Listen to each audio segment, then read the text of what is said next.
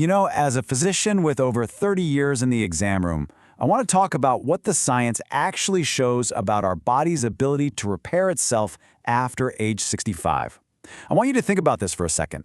Think about the last time a cut took forever to heal, or maybe a cold just lingered for weeks instead of days. It's so easy to just chalk that up to getting older. But what's happening under the hood is much more specific and, believe it or not, much more in our control than we've been led to believe. So let's start by just completely reframing this conversation. The idea that your body just runs out of the materials for repair? It's not the whole story. The more accurate picture is that the raw materials, your stem cells, are absolutely still there. They haven't packed up and left. They're your body's dedicated maintenance crew, just waiting for the call to get to work. And that is the multi-million-dollar question, isn't it? If the repair crew is still on the payroll, why is the job not getting done? The problem isn't the lack of workers. The problem is that they've been effectively put on standby. They're present, but they've been silenced, shut down by a toxic, hostile work environment that's been building up for years. Now, this is where the research, especially over the last 5 years, has gotten incredibly exciting. We've identified 5 very specific, documented mechanisms that are gumming up the works. These aren't just theories, they're biological realities. And here's the most important part of this whole talk. Every single one of these blocks can be modified. Okay, so let's get into it. Let's look at these 5 blocks one by one, because when you understand what's actually causing the problem, the solution starts to become incredibly clear. And this isn't about some anti-aging fantasy. It's about systematically removing the obstacles that are preventing your body from doing the job it was designed to do. So, block number 1, the poison niche. I want you to imagine your body is a renovation factory, and your stem cells are the skilled workers. Senescent cells are like retired workers who just refuse to leave the factory floor.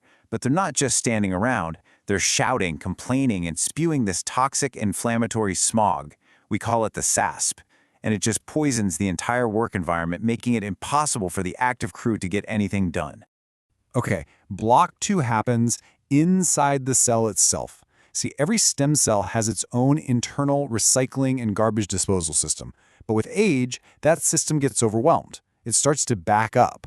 So instead of clearing out waste, the cell starts accumulating all this internal junk, basically becoming toxic from the inside out. There was a breakthrough study out of Mount Sinai that showed when you fix this one issue in blood stem cells, their productivity shoots up by more than 8-fold. This is not a one-way street. Block 3 directly explains why a simple muscle strain that you would have shaken off in 3 days at age 30 can now sideline you for 3 weeks. Your muscle stem cells have an alarm clock, a protein called cyclin D1, that wakes them up when there's an injury. The problem is, in aged muscle, that alarm gets fainter and fainter, and the cells fall into such a deep sleep that even the signal from a new injury isn't loud enough to wake them. Now, these last 2, blocks 4 and 5, they're the puppet masters pulling all the other strings. As we get older, hormonal shifts start telling your bone marrow to produce generic, low-level inflammatory cells instead of the elite, highly trained immune cells you need. This leads straight into block 5, which is a state of chronic, low-grade inflammation that scientists call inflammaging. It's this constant, simmering inflammation that pollutes the whole system and drives all the other problems we've just talked about. So here's the good news. In fact, it's great news. Since we know what these blocks are, we can create a game plan to take them down. We can build a science-backed protocol. And the powerful interventions that work are, for the most part, completely accessible and often free. It's all about sending the right signals to tell your body, okay, it's time to clean house and wake up the repair crew. And here's the protocol. We call it the 5 pillars. And let me be clear, this is not a random list of healthy habits. Each of these pillars is organized by the strength of the scientific evidence and is designed to systematically target the biological blocks we just went through. We are not guessing here. Pillar number 1, exercise. If you only take one thing away from this, let it be this. This is the big one. It directly targets block 3, the sleeping repair crew. That moderate cardio, what we call zone 2, where you can still talk but you're working, combined with resistance training, has been shown to literally turn that cyclin D1 alarm clock back on. And, at the same time, it's a powerful weapon against the systemic inflammation from blocks 4 and 5. Now, please, I have to be very clear here. You must take this safety information seriously. If you have these conditions, you need to work with your doctor to create a safe plan. Always start slowly and pay attention to what your body is telling you. All right, pillar 2, nutrition. The entire goal here is to stop adding fuel to that inflammatory fire. We are directly addressing block 1, that poisoned niche. A Mediterranean-style diet, packed with things like olive oil, salmon, blueberries, broccoli, is proven to lower those inflammatory markers. You are literally changing the chemical bath your stem cells are living in with every single meal. Now, this is a really fascinating and often overlooked point. Older adults actually need significantly more protein than younger adults to kickstart muscle repair. We're talking about 1.2 to 1.6 grams per kilogram of your body weight, and you can't just get it all at dinner. You need to spread it out, aiming for a solid 30 to 40 grams per meal to really flip that muscle building switch on. And you can do this whether you're shopping at Whole Foods or Walmart. A quick word on fasting. While certain protocols can help with that cellular cleanup process, they are absolutely not for everyone. If you have any of these conditions, these strategies can be dangerous without close medical supervision. Please talk to your doctor first. Pillars 3 and 4 directly target that upstream driver, inflammaging. First, sleep. It's completely non-negotiable. 7 to 9 hours is what your body needs for its cellular repair crews to work the night shift. And just as important is managing stress and social connection. Get this, the biological impact of chronic loneliness on inflammation is on par with smoking 15 cigarettes a day. So, staying connected isn't a nice to have, it is a direct biological intervention. Okay, pillar 5. Let's be very precise here. We only want to use supplements where there's real evidence for a specific job. First, get your vitamin D levels checked and aim for that 40 to 60 range.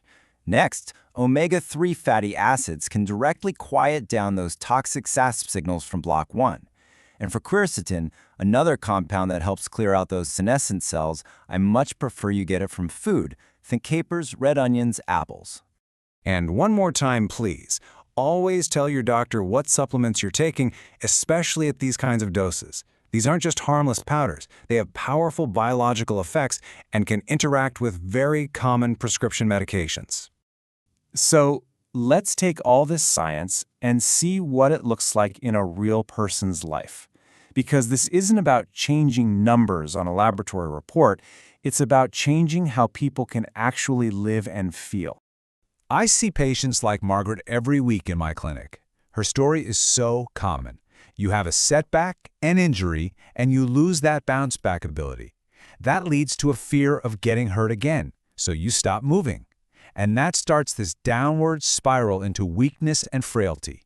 She felt completely trapped. So Margaret committed to the core pillars. She started walking for her Zone 2 cardio, began resistance training, and dialed in her nutrition. She was directly targeting that systemic inflammation and waking up those sleeping muscle cells. And look what happened. In just 6 months, her C-reactive protein, a key marker for inflammation, dropped by 38%. But here's the kicker. By the 1-year mark, her grip strength, which is a powerful indicator of overall vitality, had shot up by 22%. She wasn't just less inflamed on paper, she was measurably, functionally stronger in her life. So, these 5 pillars, they are not just vague suggestions for good health. Think of them as 5 distinct signals. They are the specific biological instructions your stem cells are listening for right now, waiting for the command to clean house, wake up, and get back to the vital work of repairing and rebuilding you. And one final, very important point. While everything we've talked about can dramatically improve age-related decline, if you are experiencing these specific symptoms, you need to see a doctor right away. These can be red flags for other underlying medical issues that need immediate attention. Please do not ignore them. So I want to leave you with this thought. Ask yourself, if your body already has all the raw materials it needs for repair, what could change if you decide to systematically remove the blocks that are holding it back? The science is clear. Your cells are listening. The only question left is what signal you're going to send them.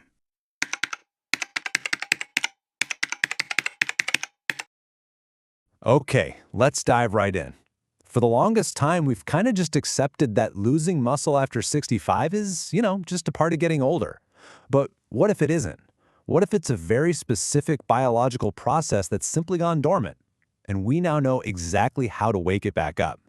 Well, that's what we're breaking down today.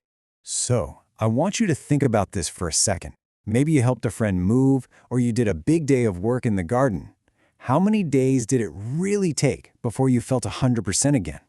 If that recovery time seems to be stretching out longer and longer, you're not imagining things. That's not just getting older. That's a really clear biological signal.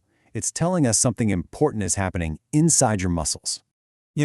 This progressive weakening actually has a name: sarcopenia. And this isn't some rare condition. It affects over half of all adults over the age of 70. And the stakes, well, they're incredibly high. This isn't just about feeling a bit weaker. It's a huge predictor for things that can fundamentally change your life, like falls, hospital stays, and losing your independence. So what's actually going on under the hood here?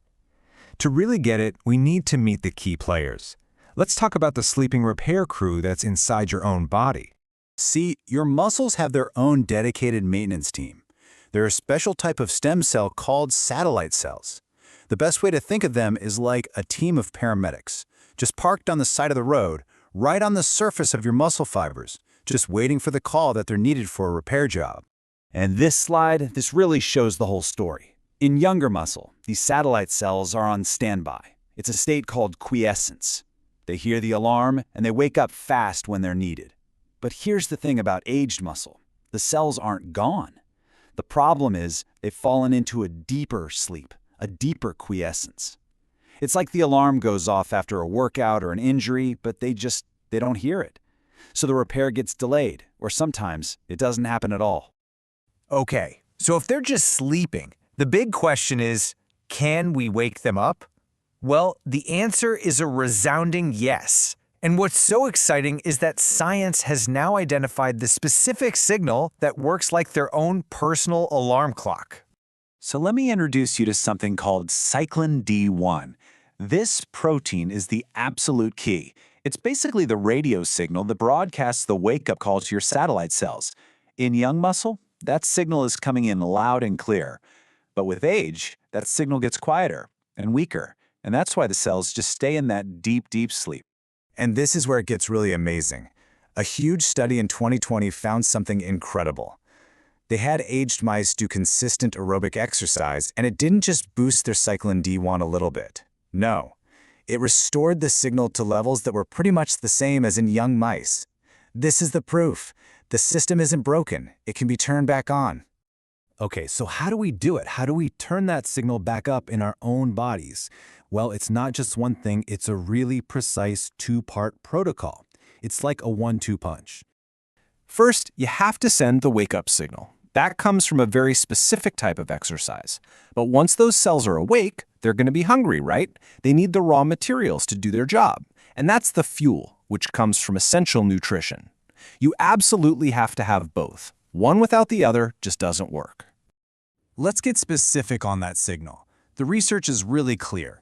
The dose that seems to work is 150 minutes per week. And we're not talking about just any exercise. It's that moderate intensity aerobic work, what people call zone 2. Like a brisk walk where you can still talk but you're a little breathless, or a steady bike ride. Now, on top of that aerobic work, resistance training is totally non-negotiable. It gives a completely separate and very direct wake-up call to your satellite cells through what's called mechanical load. 2 to 3 times a week is what you're shooting for, and hey, if you're new to this, don't sweat it. You can start with simple bodyweight exercises. The most important thing is just to start sending that signal consistently. All right, now for the fuel part. Here's a shocker for a lot of people. As we get older, our protein needs actually go up, especially if we're trying to be active.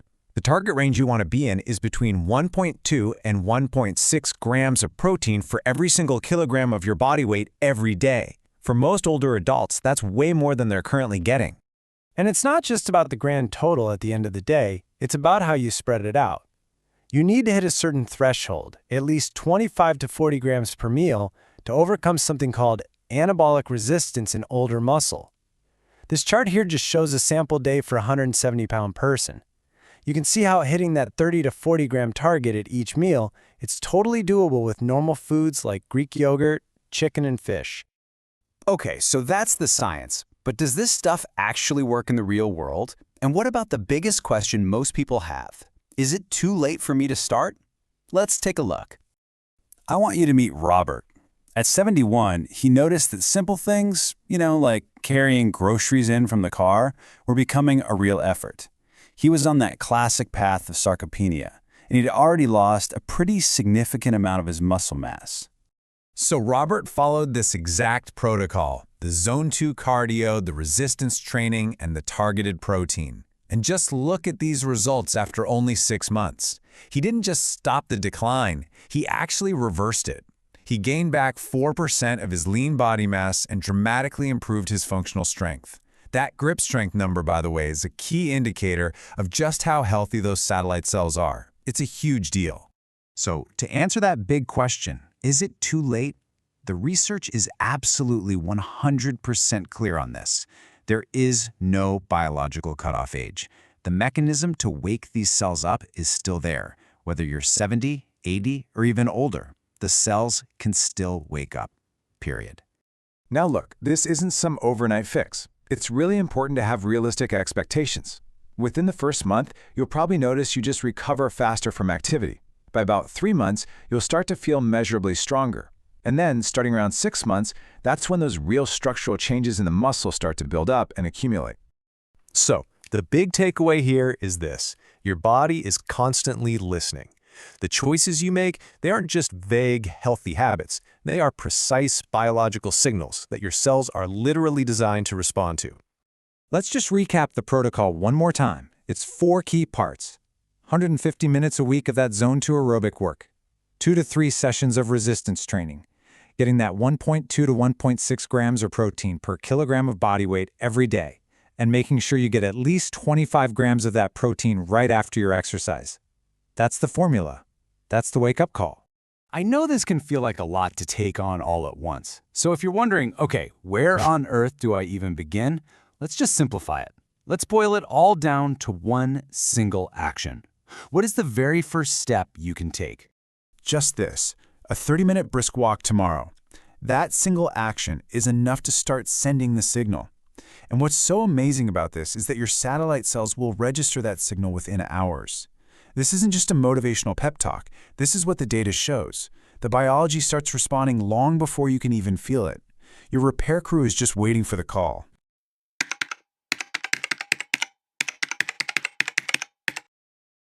All right, today we're putting the final piece of the puzzle in place for how you can really reactivate your body's own repair systems, especially after age 65. We're going to focus on food, and I don't mean vague advice. We're taking a precise, science-backed look at the foods that can directly lower the inflammatory stress on your stem cells. It's basically about cleaning up their homes so they can get back to work. So, to really get this, I want you to start with an analogy.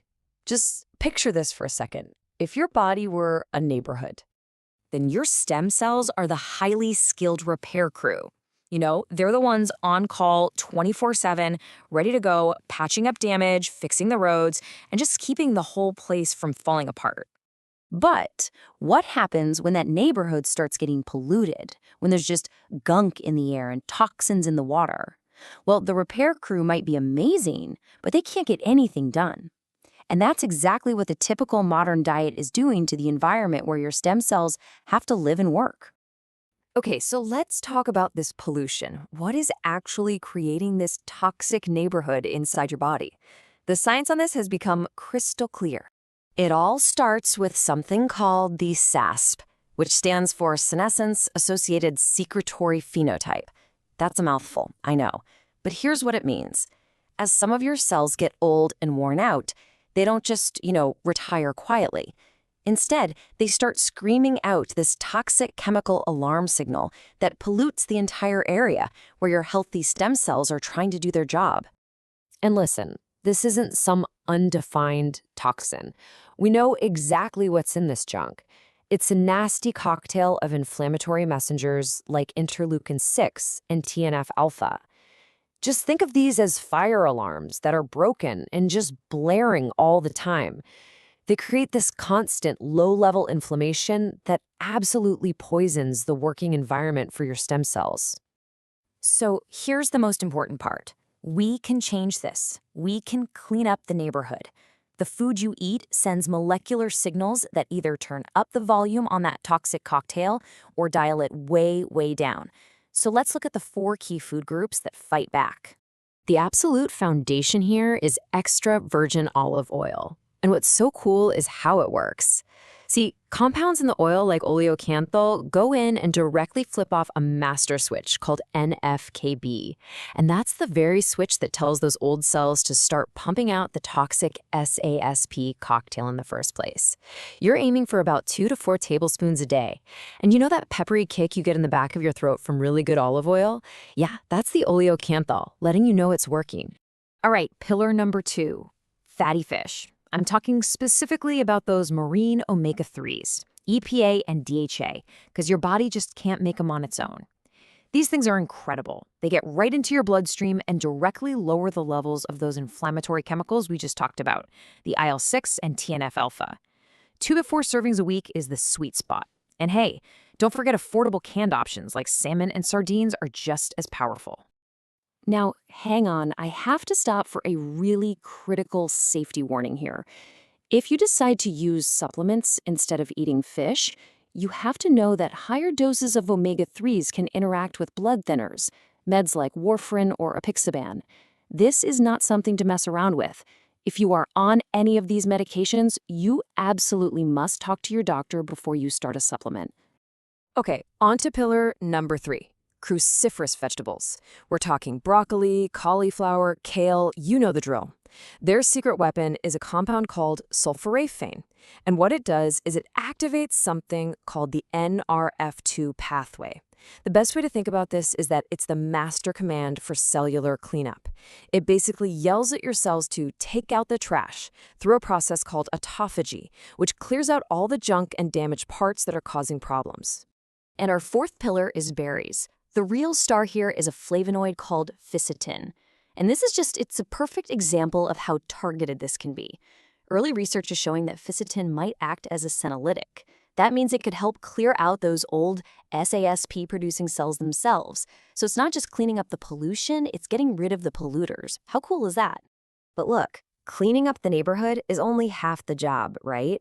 You also have to stop people from dumping more toxic waste every single day. So let's get real about the foods that are actively making things worse. Things like refined sugars, ultra-processed foods, and sugary drinks, they are not neutral. They are actively working against you. That sugar rush spikes your insulin, which creates more inflammation. Ultra-processed foods often contain ingredients that generate the very inflammatory compounds we're trying so hard to get rid of. And excess alcohol? It damages your cell's power plants, the mitochondria, and messes up the deep sleep you need for your body to repair itself.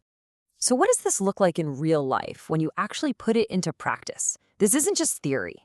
Let me show you a blueprint through the story of a 69-year-old patient of mine named Carol. So when Carol first came to see me, her main complaint was this deep fatigue, even though she thought she was eating pretty well. But when we looked closer, her diet was built on inflammatory vegetable oils and was super low in protein, plus 2 glasses of wine every single night. The changes we made were simple swaps based on everything we've just covered. We switched to extra virgin olive oil, added canned salmon 4 times a week, made blueberries a daily habit, and seriously ramped up her protein.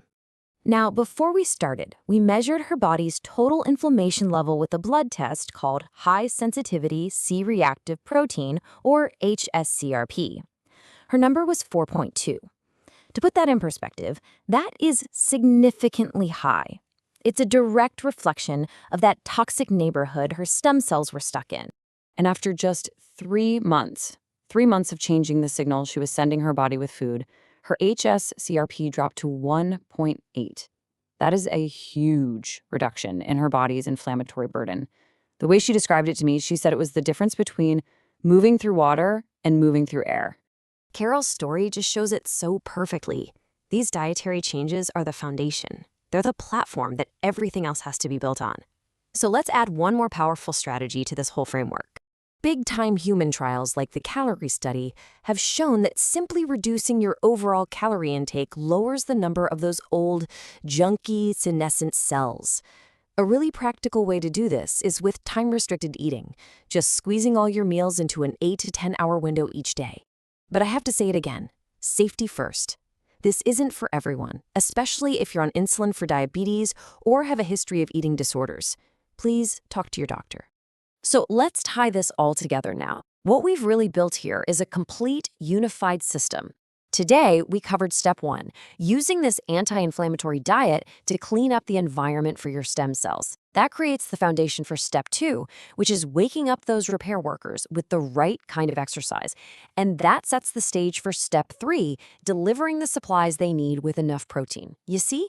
One without the others just isn't going to cut it. When you put these principles together, they really are the most evidence-based strategy we have for changing the entire trajectory of your health. It's about shifting away from this idea that aging is something that just happens to you and moving toward a new model. So the only question left is, are you ready to age with biological intention? Because the choice really is yours.